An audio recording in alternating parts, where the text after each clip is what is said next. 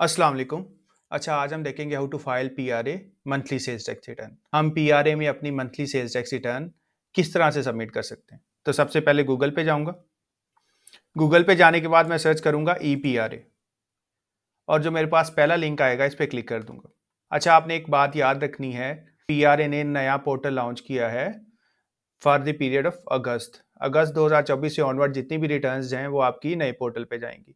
इसके अलावा अगर आपकी प्रीवियस रिटर्न्स पेंडिंग है, सपोज कर लें आपकी जुलाई की रिटर्न पेंडिंग है, जून की रिटर्न पेंडिंग है एंड सो ऑन, तो जो आपकी प्रीवियस रिटर्न्स हैं वो आपकी जाएंगी इस पोर्टल पे reg.pra.punjab.gov.pk।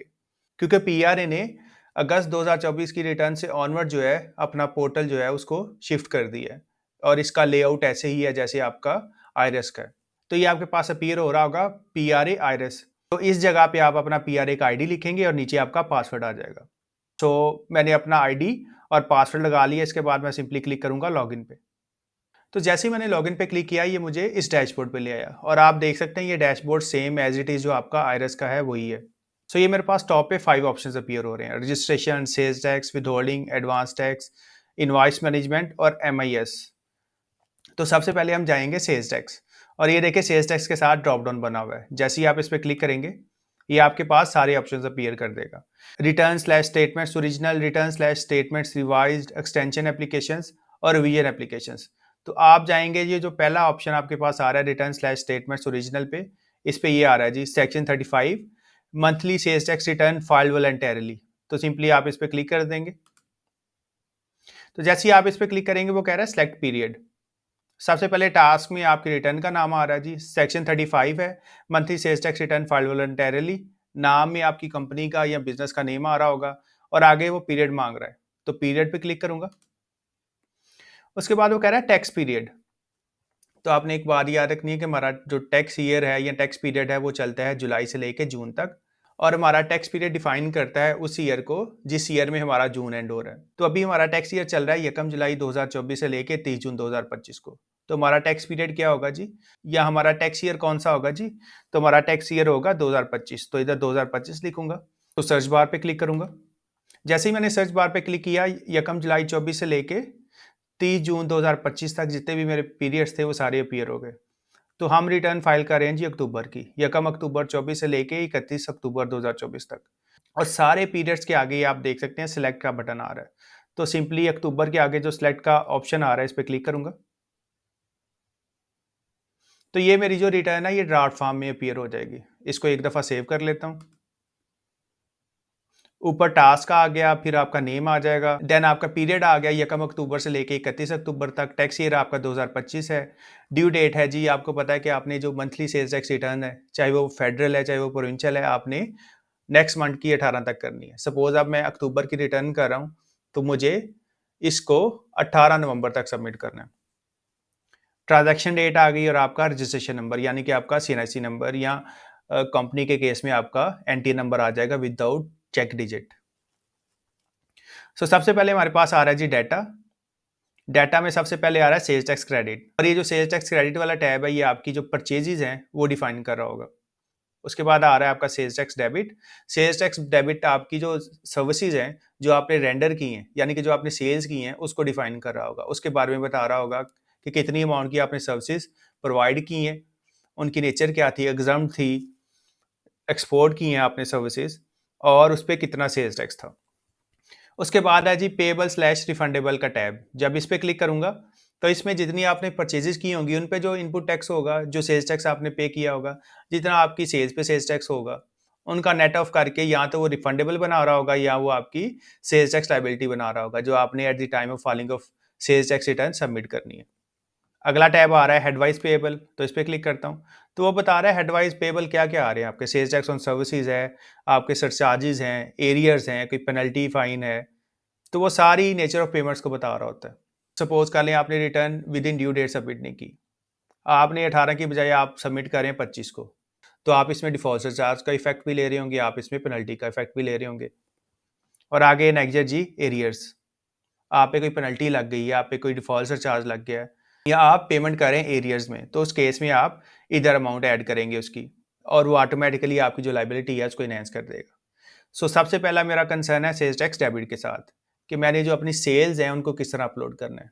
तो इसको सेव कर लेते हैं और उसके बाद मैं इसको करूँगा क्लोज।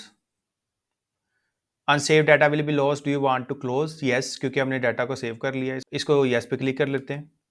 इसके बाद आप जाएंगे इनवॉइस मैनेजमेंट पे, क्योंकि आपने सेल्स को अपलोड करना है। तो इनवॉइस मैनेजमेंट पे चलता हूँ। ये विथहोल्डिंग स्लैश एडवांस टैक्स के आगे आ रहा है इनवॉइस मैनेजमेंट, और इसके साथ ये ड्रॉप डाउन बना हुआ है, तो इस पर क्लिक करूंगा। वो कह रहा है जी इन्फॉर्मेशन सेंटर, और नीचे आ रहा है सेल्स लेजर, तो सेल्स लेजर पे क्लिक करूंगा। तो ये मेरे पास जो मेरा सेल इनवॉइस मैनेजमेंट है वो आ जाएगा, और इसी में हमने अपनी सेल्स टैक्स की जो इनवॉइसेज हैं उनको अपलोड करना है। आप इनवॉइसेज को 1 बाय 1 भी ऐड कर सकते हैं। आप इनवॉइसेज को थ्रू सेल्स टैक्स टेम्पलेट एक ही दफ़ा, अगर आपकी मल्टीपल इनवॉइसेज हैं 100, 200, 300, तो आप एक्सेल के टेम्पलेट में भी उनको अपलोड कर सकते हैं। आपकी एक आधी इनवॉइस है तो आप यहाँ से भी इनवॉइस ऐड कर सकते हैं मैनुअली। तो ये आपके पास ऑप्शन आ रहा है ऐड इनवॉइस फॉर, और ये साथ में ड्रॉप डाउन बना हुआ है, तो इस पर क्लिक करूंगा। और वो आगे कह रहा है पीआरए, तो पीआरए को सेलेक्ट कर लेते हैं। तो अब आगे वो कह रहा है कि आप परचेज इनवॉइस अपलोड करना चाह रहे हैं या सेल्स इनवॉइस। परचेज इनवॉइस का मतलब तो यही है ना कि आपका जो सप्लायर है वो अनरजिस्टर्ड होगा, या आप सेल्स टैक्स विदहेल्ड कर रहे होंगे। और सेल्स इनवॉइस का मतलब ये है कि आपने सर्विसेज रेंडर की हैं, आप अपने कस्टमर के बिहाफ पे इनवॉइस जो है वो अपलोड करें। तो मैं एज ए सप्लायर सपोज कर लें कि मैंने इंफॉर्मेशन टेक्नोलॉजी की सर्विसेज प्रोवाइड की है पाकिस्तान में, और मेरा एक ही कस्टमर है, तो मैं डिटेल्स ऐड करूंगा। तो जी सीएनएससी आ गया, बायर का नेम आ गया। उसके बाद वो कह रहा है बायर टैक्स पे टाइप, जिसको आप सप्लाई कर रहे हैं, जिसको आप सर्विसेज रेंडर कर रहे हैं, क्या वो सर्विसेज खुद ही कंज्यूम करेगा या सर्विसेज को आगे सेल कर देगा। अब सपोज कर लें मुझे किसी कस्टमर ने इंगेज किया है कि उसको वेबसाइट चाहिए, और मैं वेबसाइट डेवलपमेंट की सर्विसेज प्रोवाइड कर रहा हूँ। अब मैंने उसे वेबसाइट बना के दे दी, अब वो पर्सन आगे किसी को वो वेबसाइट सेल करेगा, यानी कि उसने मेरे से सर्विसेज ली और आगे उसने सर्विसेज सेल कर दी। अगर तो उसको अपने लिए वेबसाइट बनानी है तो वो आएगा एंड कंज्यूमर, लेकिन उसने मेरी सर्विसेज अगर आगे सेल कर दी, मैंने उसको सर्विसेज प्रोवाइड की और उसने आगे अपने किसी कस्टमर को वो सर्विसेज सेल कर दी, तो उस केस में वो आएगा इंटरमीडियरी। तो ये देखें इसके साथ ड्रॉप डाउन बना हुआ है। जैसे इस पर क्लिक करूंगा, वो कह रहा है कि आप एंड कंज्यूमर हैं या इंटरमीडियरी हैं। तो एंड कंज्यूमर का मैंने आपको बता दिया कि अगर आप सर्विसेज खुद ही कंज्यूम करेंगे तो आप एंड कंज्यूमर आ जाएंगे, और इंटरमीडियरी का मतलब है कि आप अपने कस्टमर को सेल करेंगे और आपका कस्टमर वही सर्विसेज किसी और को सेल कर रहा है, तो उस केस में इंटरमीडियरी आ जाएगा। सो मैं एक इनवॉइस ऐड कर देता हूँ मैनुअली आपकी आसानी के लिए। तो सबसे पहले सीएनएससी आ जाएगा या एनटीएन आ जाएगा, तो सीएनएससी ऐड कर लेता हूँ। इसके बाद आप कहीं भी क्लिक करेंगे तो वो बायर का नेम उठा लेगा, और बायर टैक्स पे टाइप जो है वो खुद ही उठा लेगा जी, कि ये एंड कंज्यूमर है, ये इंटरमीडियरी है। उसके बाद आ रहा है इनवॉइस टाइप।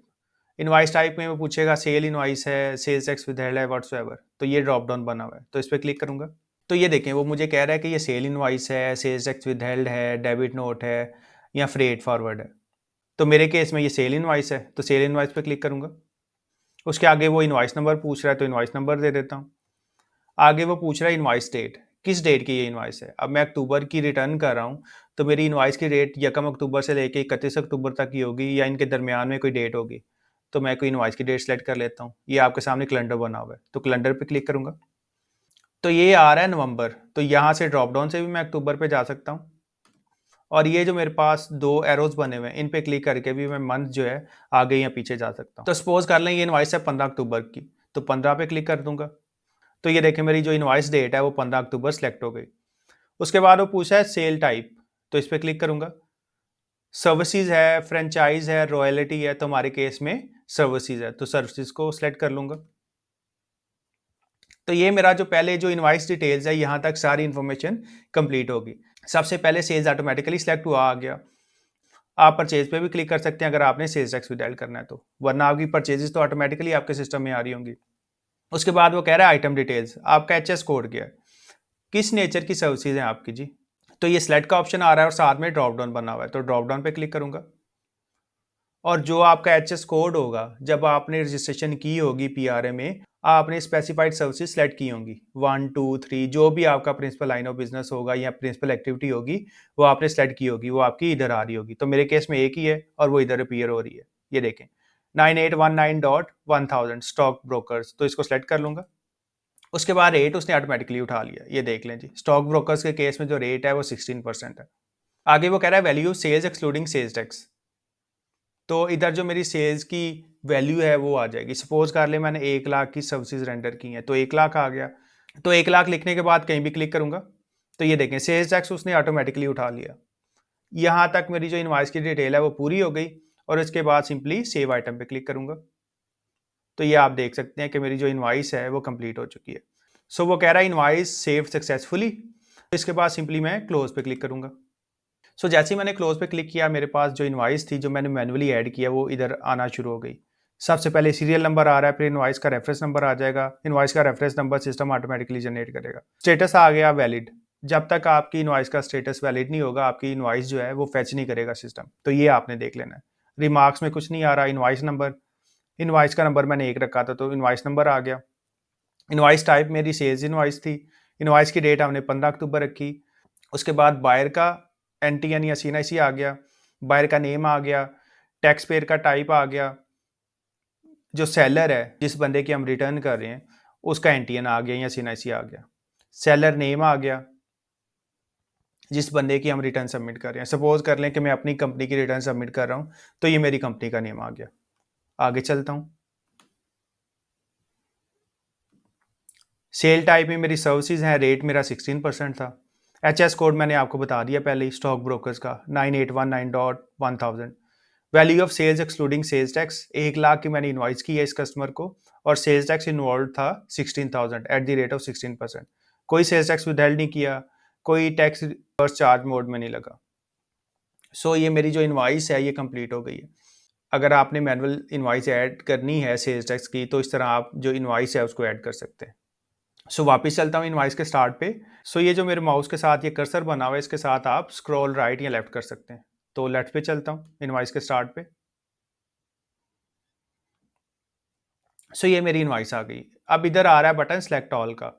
अगर तो आपकी इनवाइस गलत अपलोड हो गई है तो आप सेलेक्ट ऑल पे या सिंपल ये जो बॉक्स बना हुआ है इनवाइस के आगे इस पे क्लिक करके इनवाइस को डिलीट कर सकते हैं। तो मैं सिंपली इसको डिलीट करता हूँ। ये मेरे पास डिलीट का जो बटन है ये अपीयर हो गया तो सिंपली डिलीट पे क्लिक करूंगा। वो कह रहा है जी are you sure you want to delete invoices, तो यस पे क्लिक करूंगा। तो ये कह रहा है जी सिलेक्टेड इनवॉइसेस रिमूव्ड सक्सेसफुली, तो ये मेरी इनवॉइस डिलीट हो गई। वो कह रहा है नो रिकॉर्ड फाउंड। अच्छा सेल के बाद हम देखेंगे सेल्स टैक्स विदहेल्ड का कॉन्सेप्ट। अब सेल्स टैक्स विदहेल्ड क्या है? तो Punjab sales tax on services के जो विदहोल्डिंग रूल्स हैं तो उनके तहत अगर किसी कंपनी ने मतलब कि प्राइवेट लिमिटेड कंपनी ने किसी इंडिविजुअल या पार्टनरशिप फर्म से परचेजेस की हैं तो कंपनी ने सेल्स टैक्स की पूरी अमाउंट जो है विदहेल्ड कर लेनी है। वो सेल्स टैक्स इंडिविजुअल पे नहीं करेगा, वो सेल्स टैक्स कंपनी पे करेगी इंडिविजुअल या पार्टनरशिप फर्म के बिहाफ पे। तो अभी देख लेते हैं कि आपने सेल्स टैक्स विदहेल्ड की इनवाइस किस तरह ऐड करनी है। तो सिंपली ऐड इनवाइस फॉर पे क्लिक करूंगा तो ये मेरे पास ड्रॉप डाउन में पीआरए आ गया। पीआरए सेलेक्ट करूंगा। अभी आपके पास दो ऑप्शंस आ रहे हैं। सबसे पहले आपको पता है कि वो सेल्स पे टिक है, ये जो राउंड बॉक्स बना हुआ है और इस पे ये जो ब्लैक डॉटेड सर्कल है ये सेल्स पे क्लिक है। तो आप परचेज पे क्लिक करेंगे, ये जो बॉक्स है।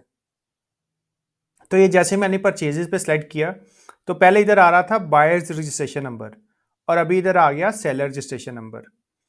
किस बंदे से आपने परचेजेस की हैं, किस बंदे से आपने सर्विसेज ली हैं, तो उसका सीएनआईसी या एनटीएन आ जाएगा।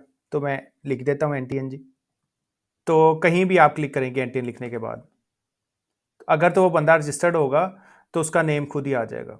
तो ये बंदा रजिस्टर्ड नहीं है तो इधर आपने ये जो बॉक्स बना हुआ है इधर उस बंदे का नेम लिख देना है। तो मैं नेम लिख देता हूँ।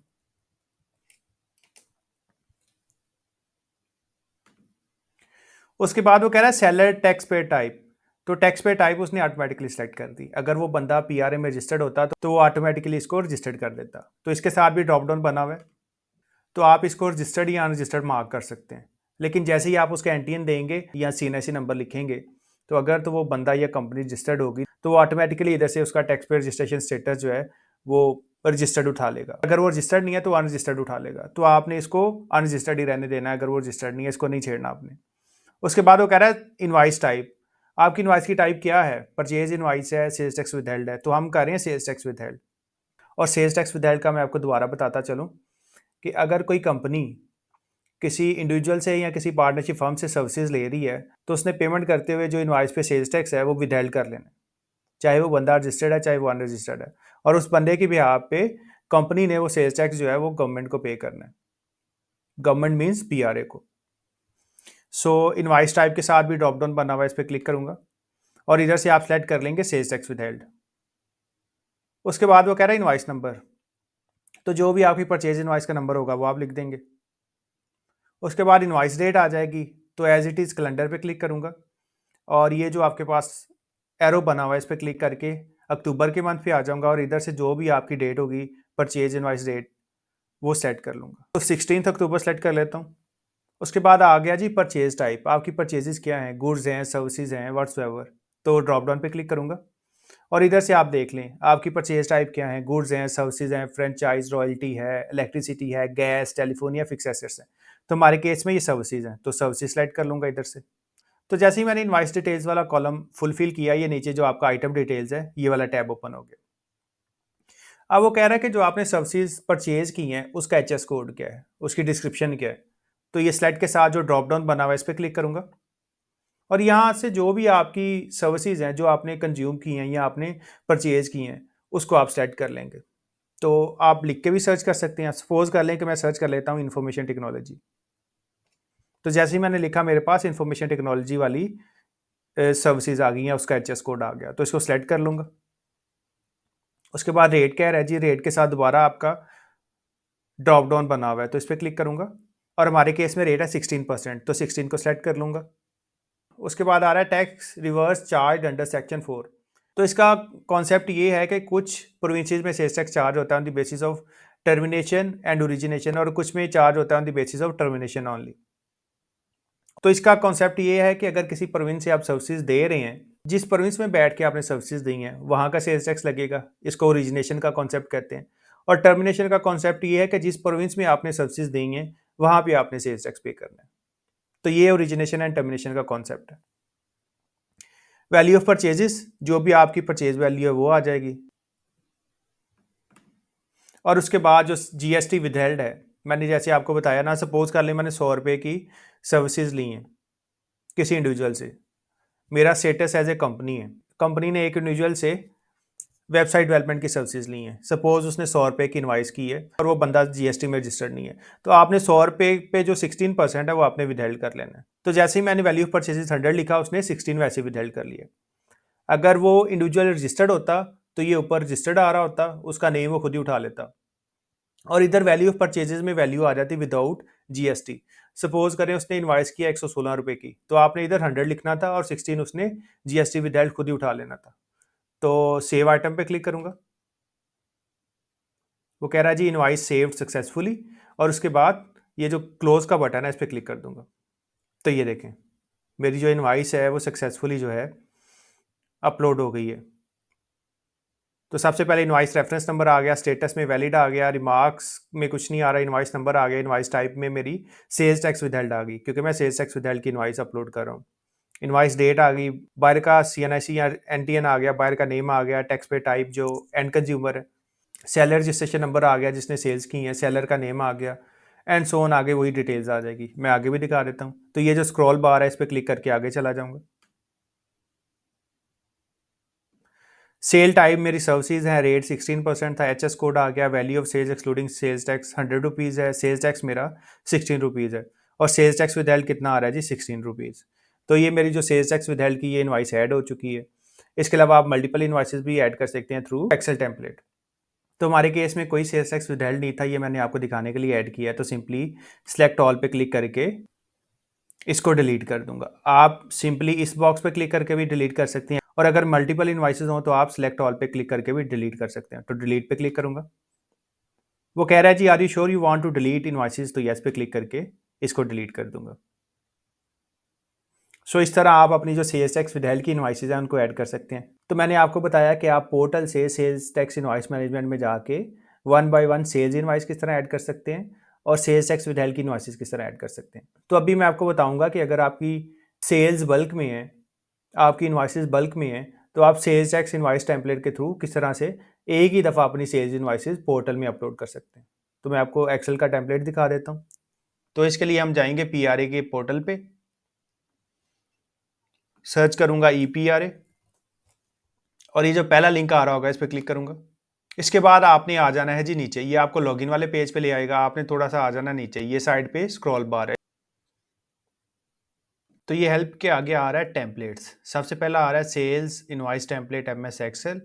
Purchase invoice template MS excel, नेगियर डी टेम्पलेट MS एक्सेल और collecting agent template MS excel. तो हम जाएंगे sale invoice template MS excel पे, क्योंकि हमने एक्सेल में इनवॉइसेस जो है अपलोड करनी है। तो इस पर क्लिक करूंगा तो ये देखें, ये जो मेरी टेम्पलेट है ये डाउनलोड हो चुकी है। तो ये जो मेरी टेम्पलेट है इसको ओपन करूंगा, अनेबल एडिटिंग पे क्लिक करूंगा। अच्छा, वो कह रहा है जी security risk, Microsoft has blocked macros from running because the source of this file is untrusted. अगर तो आप लोगों के पास इस तरह का एरर आ रहा है तो आप लोगों ने क्या करना है, आप लोगों ने इस फाइल को क्लोज करना है, आपने इस फाइल पे राइट क्लिक करना है, उसके बाद आप जाएंगे शो मोर ऑप्शंस पे एंड देन आप जाएंगे प्रॉपर्टीज पे, और प्रॉपर्टीज पे जाने के बाद आपने ये जनरल पे ही रहना और आप आ जाएंगे नीचे, और वो नीचे कह रहा है security, this file came from another computer and might be block to help protect this computer. उसके बाद आप क्लिक करेंगे अनब्लॉक पे और सिंपली अप्लाई पे क्लिक कर देंगे एंड देन इसके बाद आप ओके पे क्लिक करेंगे। तो ये जो आपकी फाइल है उसको अनलॉक कर देगा। अब दोबारा फाइल को ओपन करता हूँ तो ये आप देख सकते हैं अब आपकी जो फाइल है वो अनलॉक हो चुकी है। सबसे पहले वो कह रहा है जी note please provide registration number or NTN with check digit in invoice entry. तो आपने एक बात याद रखनी है कि जो आपका एनटीएन होता है वो 8 डिजिट्स का होता है, और उसमें जो लास्ट डिजिट है उसके साथ डैश और आखिरी वर्ड्स आ रहे होते हैं, जैसे 1 2 3 4 5 6 7 8 9 0 जो भी है। तो 8 डिजिट्स का आपका एनटीएन होता है। तो अगर तो आपका एनटीएन है, सपोज कर लें अगर आप किसी कंपनी को सेल कर रहे हैं तो उस केस में तो आप एनटीएन देंगे ना, तो आपने चेक डिजिट के साथ देना है, डैश 0 1 2 3 4 5 6 7 8 9 जो भी आपका चेक डिजिट आ रहा होगा।